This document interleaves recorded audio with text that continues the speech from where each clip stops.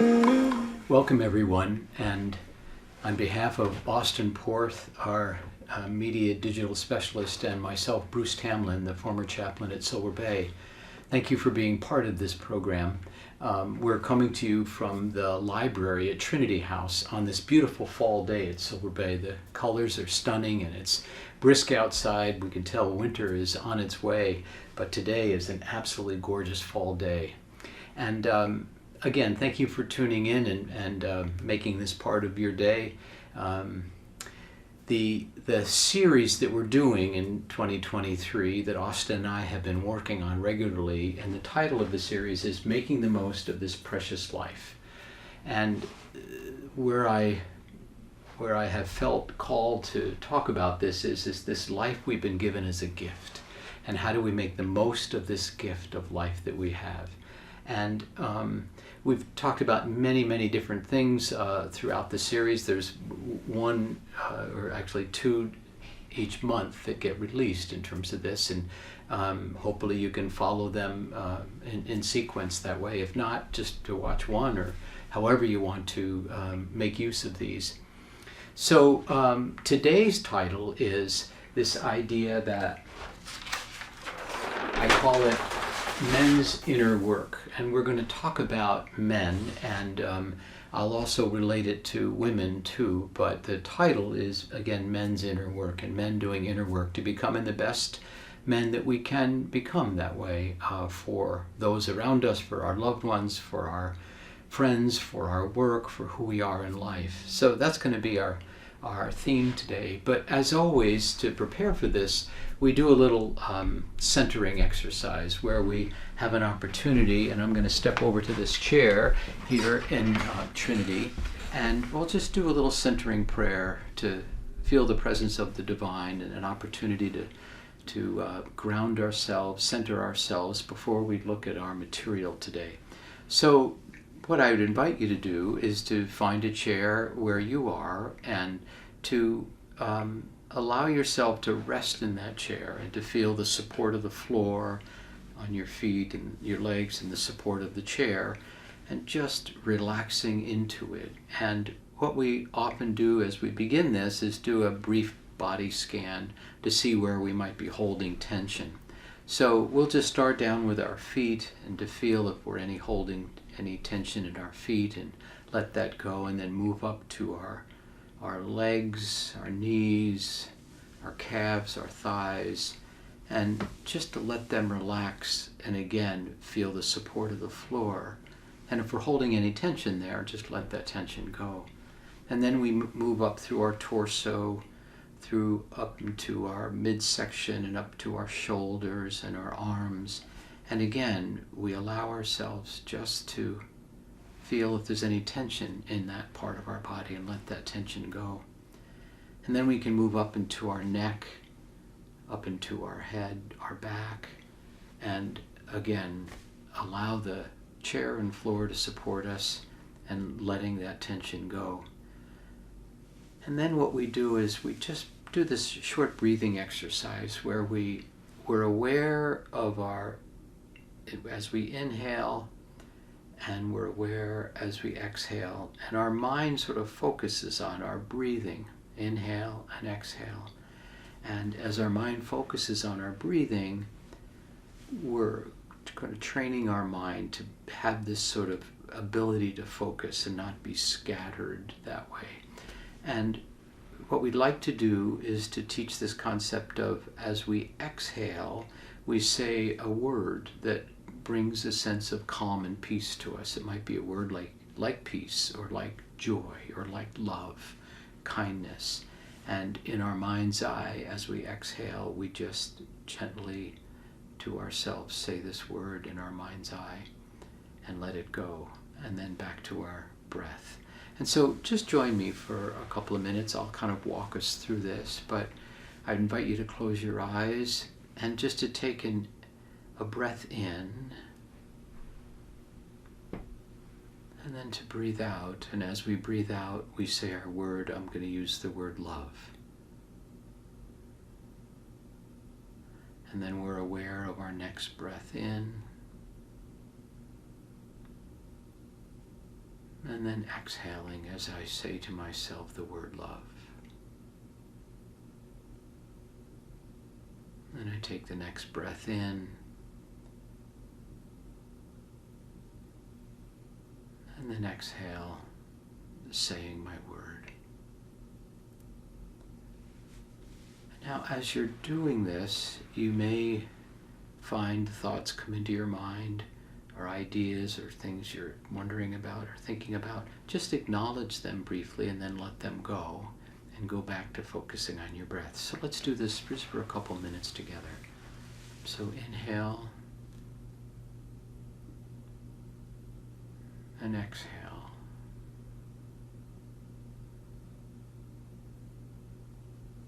And again, inhale and exhale, focusing on your breath.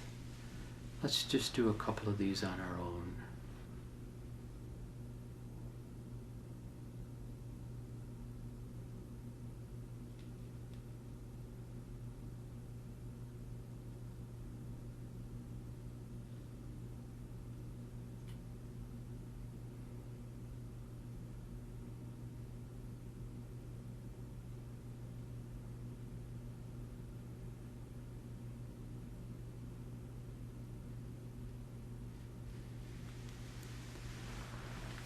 So we've done this just for a few minutes together, and my encouragement might be that you would like to do this for maybe 8 minutes or 10 minutes or 15 minutes or even a little bit longer on a sort of regular basis. It begins to develop what we call a spiritual practice that allows you to center and ground yourself and feel the presence of the divine, feel a sense of wholeness about who you are. In your world, in my world, there's a lot going on. People, situations, local things, national things, international things going on. And the idea of being able to kind of come back to our center allows us to be with all of this in a way that we don't lose ourselves in it. We're able to kind of maintain a sense of an inner sense of contentment, an inner sense of peace.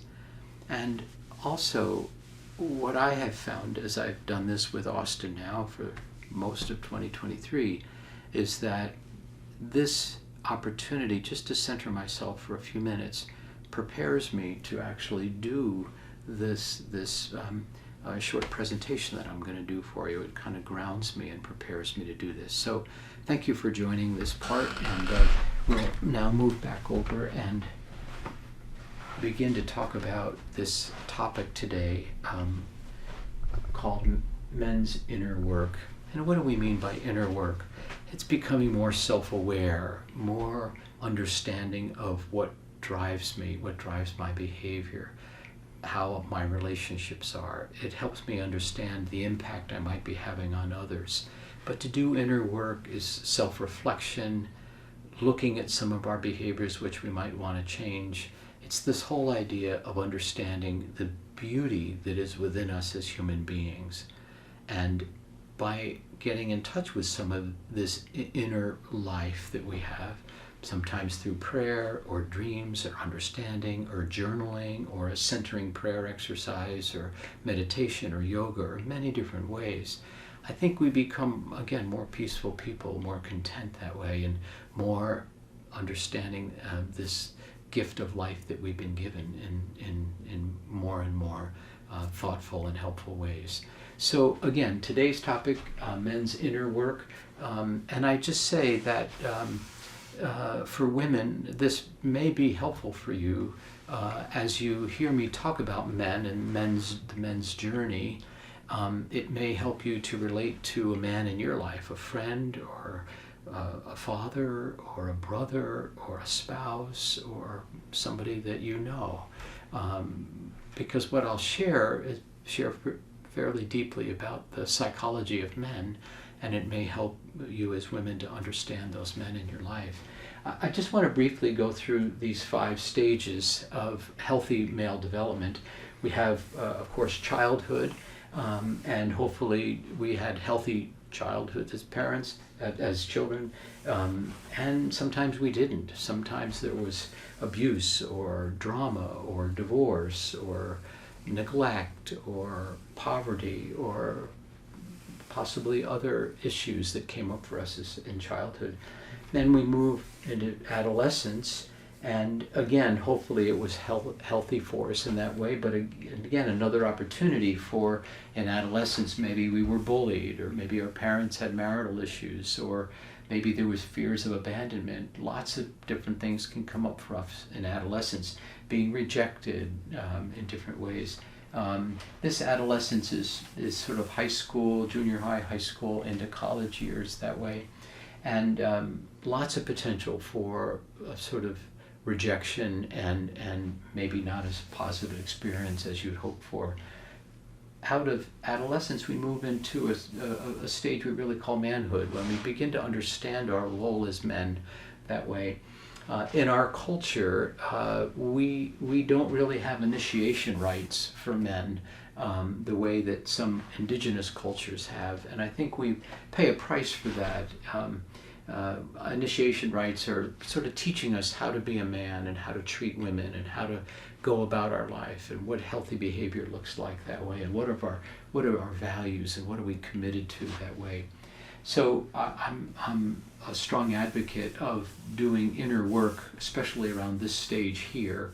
This is where we oftentimes get married, choose to be married, or maybe have children or whatever, or maybe not. But the idea here in this area, great opportunity to do inner work that way in this stage of manhood. And as we do that inner work, we develop a kind of a way about us that we become sort of a mentor for younger men. We're able to sort of support the growth of men, boys, in this teenagers in this period of time. And then as we move through the stage of mentor, we move into elder.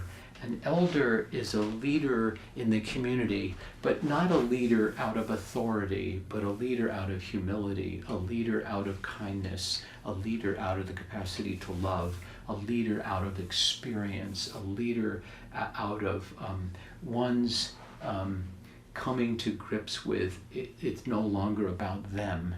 It's no longer about the elder. It's about how the elder serves the greater community that way and those around him. So these are the stages we go through as men. And I'm going to talk a bit about, again, the psychological dimension of men. And I'm going to say a number of things about men.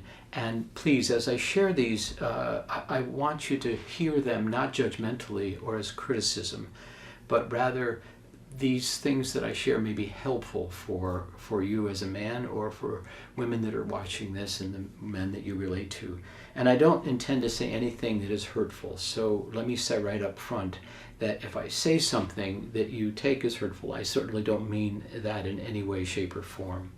And I hope that what I share today supports you on your journey as a man, and for you women that are watching, supports you as you relate to the men in your life, with the goal of becoming the best man that we can be, to really move through these stages in a good, healthy way, that way. And so you may be married as a man, maybe a father, you may have a brother, a son, or an uncle, or a grandfather, men in your life that way. And I hope that this will give some insight into this, again, the psychological experience that men have as they grow through this process. And I just want to offer today this, I want to share with you my own vulnerability around this, that I've come to know something about what might a healthy man look like, but I clearly don't have it all figured out either. I'm still in a path of growing. We will be growing our whole lives that way, and so please know that I too am on this journey to become a better and more whole and more healthier man. So just because I can talk about this doesn't mean that I can do it all the time, and that's the truth that I want to share with you. So let me begin here today with the idea that men have been raised with a number of unhealthy messages. I don't think it's easy for men to grow up in our culture, actually, although it's a patriarchal world. But the messages men have often gotten are not healthy for us. And let me just share a few of them. Remember, there was a game called King of the Hill, and the idea was that the strongest guy would be able to stay on top of the hill there and beat everybody back. Or another statement, go west, young man, go west, young man. We'd go out alone. Along with that line came this line called The Lone Ranger. And there was a TV show about the Lone Ranger, and he sort of operated as this vigilante, this his own guy trying to do good in the world that way. But the idea that he was a loner, the Lone Ranger that way. Another unhealthy message was, we would hear every man for himself, every man for himself. It's like so self-centered instead of thinking about how to support those around it. No, every man for himself. Last one I share with you is a very popular one, Big Boys Don't Cry. How many of us heard that growing up? Big boys don't cry. Why are you crying? Kind of thing. Well, we were crying because we were hurt that way, and we've been hurt, and I'm going to talk quite a bit about this possibility of having been hurt as men. But these phrases represent a kind of a rugged individualism, and I really don't believe that this is the way that is helpful for men in their long-term health and development. We need to be in community. We need to be in fellowship. We need to be connected to other men. We need to have relationships that are real and honest, where we can show up as who we really are that way, instead of hiding behind these ideas that big boys don't cry in terms of that. The truth is, big boys do cry, and crying is very healthy. Actually, the next program that I'm going to be offering, that Austin and I will record here in the future, will be on this issue of crying, or tears. The power of tears is what that's called. So this one on men sort of relates to the next one that we'll be doing. So the message behind these phrases that we see, I'm afraid the messages get translated into things like this. To go forward on your own, figure it out by yourself, conquer, conquest, win at all cost, that you can't fail, the ends justify the means. These are the messages that we take away from these, like every man for himself and big boys don't cry that way. And the images that we have that go with these are like John Wayne, the Hulk, Captain America, Spider-Man, Iron Man, all these sort of fictional characters that have these superpowers that are able to do all sorts of stuff. We come away feeling like we are just regular guys that can't do much in terms of that, because how do we compare to the Hulk or Spider-Man or Superman, whoever you grew up with in terms of these superheroes?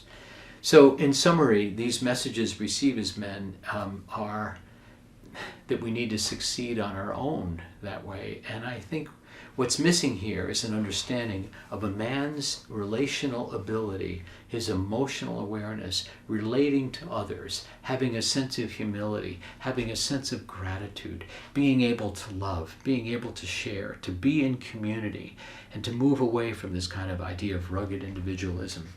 Author David Smith says this: one serious problem is the friendless condition of the average American male. Men find it hard to accept that they need the fellowship of other men.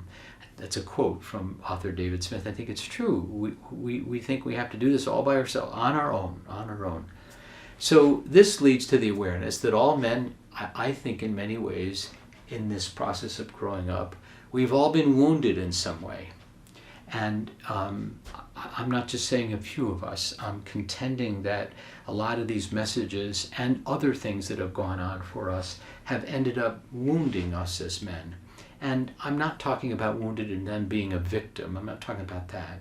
But if you're a man listening to this, and I know that you and every other man that you have known has been wounded in some way, and if you are a woman listening to this, and you are in a relationship with a man in some way, shape, or form, or have been, know that this man that you've been in a relationship with carries a wound, and that his wound has an impact on his ability to have a relationship with you and everybody else in his life. So this idea that men have been wounded, and this is not me just making this up, this is a number of resources that I've pulled from that speak about this. And one of them is the author John Eldredge in his book called Wild at Heart. And he says it this way: John Eldridge does, and I quote, "Every man carries a wound. I have never met a man without one. No matter how good your life may have seemed to you, you live in a broken world full of broken people." And now I go back to my own writing here. Your wound could have come from your mother, your father, or both. It may have come from other people, a brother, an uncle, a teacher, a coach, a stranger. The reality is that all of us men have been wounded at one time or another in our life. Somewhere on our journey, and perhaps multiple times, we have been wounded physically, abused, emotionally, sexually, or spiritually. We have been rejected, abandoned, injured, cut from the team, betrayed, ignored, double-crossed, fired, or ridiculed. Fill in the blank. We all have been wounded. Father Richard Rohr, Franciscan priest, talks about, he does men's retreats, and they're week-long retreats for men. They're really pretty powerful, and I've listened to one. He has recorded one of those retreats over a whole week, and I've listened to it a number of times to learn from it. One of the exercises he does is he gives every man a tape, a roll of tape. It's red tape. Gives every man a roll of red tape, and he invites them to go back to their room, their retreat center. Go back to your room and unravel the tape and put a piece of red tape wherever you've been wounded in your life. And so men quietly take half hour, 45 minutes, and they start to put red tape on their bodies where they've been wounded, physically, emotionally, spiritually, sexually, different ways. And so then men are invited to come back into the room. And as men come back into the room, they're covered with red tape all over their bodies in different places that way. And then the men sit in a circle, and each one talks about some of the key wounds they have. This piece of red tape on my head represents, or this piece of tape that I have here represents this. And the tears and the sadness and the grief that occur around this exercise is just profound. So with the wound comes a message that runs deep and strong, and the message can take different forms and manifest itself differently in each man. But the message is always hurtful, damaging, and painful, and serves to rob men of living with an inner sense of joy and contentment. The message communicates something, a belief system that says in different ways, somehow you're not good enough, or that you're not worthy enough, or that you're not worthy of being loved, or you need to constantly prove your worthiness, or that you don't have as much value, or that you're just mediocre, or maybe even worse than that, you're just not good that way. These wounds, again, manifest themselves in how we feel about ourselves and how we go about our life. In the end, the message is deep, the wound is deep, it's unhealed, and it seems final to us. And the result of our woundedness and accompanying pain is that we struggle. And we often hide this wound. We don't let anybody know about it. It's a secret to us, so we don't talk about it. So where does the wound get played out? What is common for so many men is that we unknowingly and often unconsciously project our pain and wound onto others, those we love and care about. We get frustrated with others, we get angry, we get impatient, we get moody, we get cold, we clam up, we get bitter, and we take our pain out, we project it, again, unconsciously on those that we love.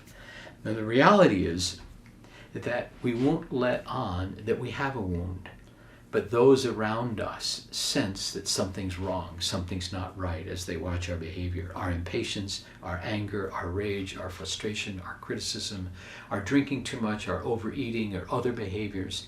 The reality is our wounds leak out and ultimately affect those around us. So the outcome of all this is that we are rarely content and at peace with ourselves and with those that we are in relationship with. Many men suffer in silence. And the goal of what I want to talk about today is to help men to become more aware and conscious of their wounds, their woundedness, and accompanying pain. And by doing so, to initiate a healing process that way, a process of working through these wounds so we don't continue to project them. Many men have what is known as the father wound, the origin of which comes from having a father who was either physically or emotionally absent or abusive in some ways.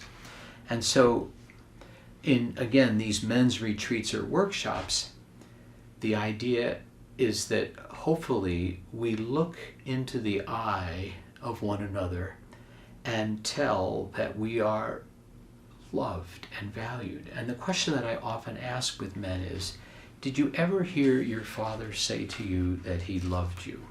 That he looked you in the eye and clearly said, with all sincerity, "Son, I love you." Many men never heard that from their fathers because their fathers didn't hear that from their fathers. And going back generations, that's not the way men were. It's changing beautifully today for many young fathers, and younger men are able to much more embrace this idea. But without the love and affection of a father, his father, a boy is left wondering if he's worth, if he has value, and if he's loved. A boy comes away with a few core questions. Do I have what it takes? Am I enough? Am I really a man? And as a boy grows into being a man, these questions don't go away. The result is men are forever working and searching to prove they're worthy, valued, and loved. This produces an endless striving to ultimately prove that we are worthy. We tell ourselves, if I accomplish enough, if I accumulate enough, if I gain enough power or wealth or control or fame or prestige, I will finally prove that I'm worthy in the eyes of others and worthy of the love of others. The reality is that no matter how much we accumulate, no matter how much power, fame, or prestige we gain, no matter how hard we work, it is never enough to heal the wound. No amount of achievement or success will prove that you are a worthy man. And this unhealed wound relentlessly demands more achievement, more success, more wealth, more proving. And another place that men go to attempt to heal their wound is to find the right woman. When we do find her, we project onto her that her love will be sufficient to heal my wound. The truth is, this really doesn't work for two reasons. First, another person can't heal our wound.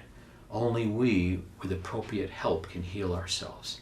And second, she has her own wound, and she, like us, is unconsciously hoping that we, as a man, can heal her wound. And of course we can't. She has to do that work. So again, an impossible task. Over time, the couple slowly becomes disillusioned and disappointed and frustrated with each other and begin to wonder what happened to the love they experienced when they came together. This is why 50% of the marriages, or over 50% of the marriages, end in divorce. And then men go looking for another woman who will really heal their wound. And this, again, never works out. And we all know of men that might be on their second or third marriage looking for the right woman to heal their wound. First off, they're not even aware they have the wound, and second, they're totally unaware of the fact that the woman can't heal it. So it is this sort of unconscious awareness that we need to work through to come to understand, to wake up to the fact that we have this wound. So what's the path to healing for our wound? Let me offer one approach that I'm pretty confident in and have experienced myself and with other men. And some men have done some really good inner work, what we call inner work, to heal their wound. By inner work, again, I mean they courageously and intentionally face the pain of acknowledging their wound and talk about it and express it, bringing vulnerability to it, crying about it, speaking about it. They've been able to bring some healing and some contentment and some inner peace by unloading their secret about their wound. And they have most likely worked with somebody, usually another man, who's a therapist or counselor or clergy person or an elder or a mentor or a dear friend who has served as a guide for them on the journey to identify and grieve and integrate and ultimately overcome their wound. There are three central questions that a man needs to come to grip with. And when in doing this, the healing work begins. 3 questions. The first one is this: what is your wound? Where did it come from? Identifying the wound and speaking about it that way. First question. Second question: what have you done with your wound? Or in other words, where have you hidden it? Where is your wound hiding now? And sometimes it's hiding behind overworking, overeating, too much alcohol, or other defense mechanisms that we use to protect ourselves from being in touch with the wound. And the third question is, how is your wound impacting your life today? How is your wound impacting others? And to honestly face and to come to understand these questions is the beginning of our journey to heal. And let me offer that I believe the most powerful healing path available to men to heal their wound is a path that is captured in the quote by George MacDonald. George MacDonald said this: "Who can give a man his own name? Who can give a man his own name?" MacDonald goes on to say, "God alone, for no one but God sees the man and what this man is." And I would add that no one but God can love a man the way a man needs to be loved at his deepest core. A man requires unconditional love from the divine, because a man is made in the image of God, and only the divine love will fill that need. It's like each of us have this God-shaped hole, this wound. And each man in this God-shaped hole needs to find that sense of the divine that will fill that and heal that. Again, John Eldredge, author, in the same book I referenced before, Wild at Heart, says it this way: God is fiercely committed to you, to the restoration and the release of your masculine heart. But a wound that goes unacknowledged and unwept is a wound that cannot heal. Eldredge continues by quoting Brennan Manning: "The spiritual life begins with the acceptance of our wounded self." So, what have you heard so far, I hope, is making sense, and that you would like to do the inner work to explore your wound. So let me suggest you find somebody to do this work with, as I suggested before, a therapist, a counselor, clergy person, spiritual director, somebody you trust, to go on this really important journey. Nate Pyle, in his book called Man Enough, offers some wisdom that serves to support our journey. He says, God does not require people, men, to prove themselves worthy before God. Before God actually calls them worthy in God's eyes. Rather, in his calling of people, God deems people and men as worthy. God declares that we are the sons and daughters of a loving God. Pyle continues, being a man is not dependent on what one does. Rather, a man is a man because he's made in the image of God. Focusing masculinity on what a man does makes it that we have to prove it. Masculinity does not need to be proved, it just needs to be affirmed. So, healing our wound is not an easy path. The journey requires courage and vulnerability and humility and discipline. There are many distractions and detours along the way. Our culture offers many alternative paths that are interesting and attracting and intriguing and fascinating, but they will all lead to disappointment and sadness. But by working with a guide who knows the path and knows the journey, we can begin to heal. And in doing so, we begin to experience less pain and more joy, less anxiety and more freedom, less frustration and more contentment, less angst and more inner peace. The result of our inner work, we come to experience what God's grace, God's love really feels like. To know that we are loved by a loving God is to know what it means to be free. And in this freedom, we come to know what it means to love ourselves and to love others, to really love others. This is the path to the abundant life. This is the path that God intends for us as men. May God bless each of us on our journey. May God give us the courage and the humility and the vulnerability and the wisdom and the understanding to go forth on this journey in our life. I offer you all blessings on your journey, and I hope that what we've talked about today is helpful for you, and that you in your journey will come to know that you are loved and valued as the man that you are. You don't have to prove it. It's all right there for us.